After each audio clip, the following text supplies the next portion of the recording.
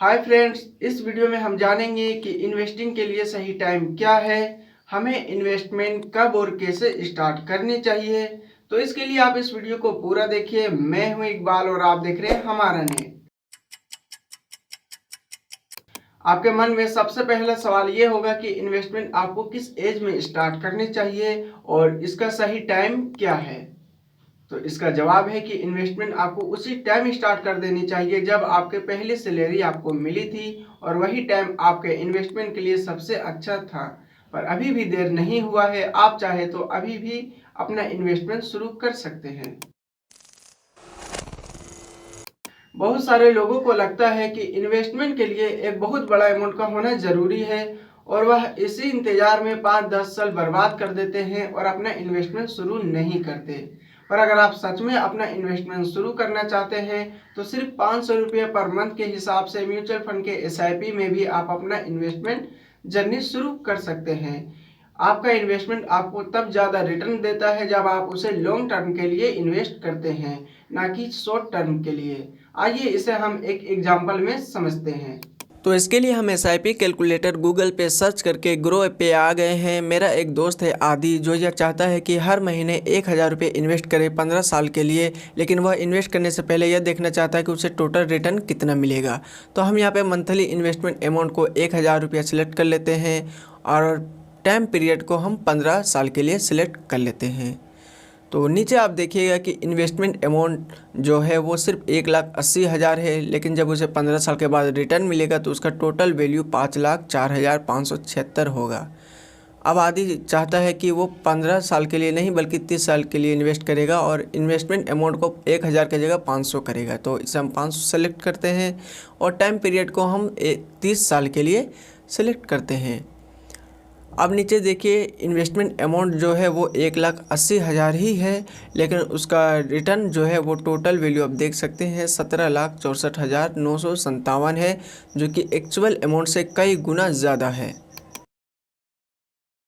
अब तक हमने जाना कि जितने ज़्यादा टाइम के लिए आप अपना इन्वेस्टमेंट करते हैं उतने ही ज़्यादा आपको रिटर्न मिलता है। तो आप अपना इन्वेस्टमेंट जर्नी जितना जल्दी हो सके स्टार्ट कीजिए, लेकिन उससे पहले आप कुछ बातों का ध्यान रखें। जैसे कि अगर आप कोई लोन लिए हैं जो आपसे हाई इंटरेस्ट रेट लेती है, जैसे credit card loan, car loan, home loan, personal loan या फिर बिजनेस लोन, तो आप पहले इन लोन को ख़त्म कीजिए ताकि आप अपना सैलरी का एक बड़ा हिस्सा इन्वेस्ट कर सकें।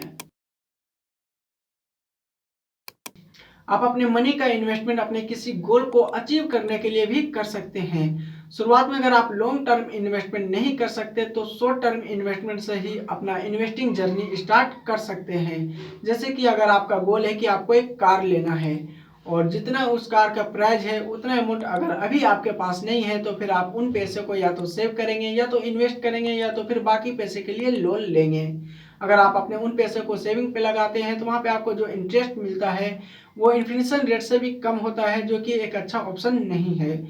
और अगर आप अपने उन पैसे को इन्वेस्टिंग करते हैं तो वहाँ पे आपको जो रिटर्न मिलता है वो इन्फ्लेशन रेट से कहीं ज़्यादा होता है, जो कि एक अच्छा ऑप्शन है। लेकिन इन दोनों ऑप्शन में आपको तुरंत कार नहीं मिलेगा। और अगर आप लोन पे अपने कार को लेते हैं तो वहाँ पे आपको लगभग 15% के हिसाब से जो है इंटरेस्ट रेट देना होगा, और पर मंथ आपको जो है ये इंटरेस्ट पे करना होगा, जो कि कार के एक्चुअल प्राइस से कहीं ज़्यादा हो जाएगा आपका टोटल अमाउंट। और अगर आपका इनकम सोर्स उतना ही है तो आपका EMI प्लस कार का मेंटेनेंस खर्च बढ़ जाने की वजह से आप उस नए कार को एंजॉय नहीं कर पाओगे। लेकिन अगर आप वही इन्वेस्टिंग करते हैं और कुछ महीने बाद अपने कार को खरीदने का प्लान करते हैं तो आपको कोई भी एक्स्ट्रा जो है EMI पे नहीं करना होगा, और कार का जो एक्चुअल प्राइस है आपको उतने ही पेमेंट करना होगा, और आप उस वक्त नए कार को लेकर आराम से एंजॉय कर पाओगे। इन्वेस्टमेंट का रूल है कि जितना ज़्यादा आप रिस्क लेते हैं, जितना ज़्यादा लॉन्ग टाइम के लिए इन्वेस्ट करते हैं, उतना ही ज़्यादा आपको रिटर्न मिलता है। पर इसका ये मतलब नहीं कि आप किसी और के कहने पे कहीं भी अपना मनी को इन्वेस्ट कर दें। आप ऐसी जगह पे इन्वेस्ट ना करें जहाँ पे आपको पता ही नहीं कि वो कितना ज़्यादा रिस्की है और कितना ज़्यादा रिटर्न मिलेगा। आजकल बहुत सारे ऐसे ऑनलाइन कैलकुलेटर हैं जो आपको बताती है कि आपको कितने टाइम के बाद कितना रिटर्न मिलेगा, कितना रिस्की है और आपको कितने टाइम के लिए इन्वेस्ट करना है। अगर आप एक ऐसे इन्वेस्टर हैं जो अपने इन्वेस्टिंग पे बिल्कुल भी रिस्क नहीं चाहते हैं, भले ही रिटर्न कम क्यों ना मिले, तो आप बैंक के fix deposit, post office scheme, government bond या लिक्विड फंड जैसे जगहों पे अपने इन्वेस्टिंग कर सकते हैं। अगर आप एक ऐसे इन्वेस्टर हैं जो अपने इन्वेस्टमेंट पे थोड़ा बहुत रिस्क ले सकते हैं ज़्यादा रिटर्न के लिए, तो आपके लिए म्यूचुअल फंड अच्छा है।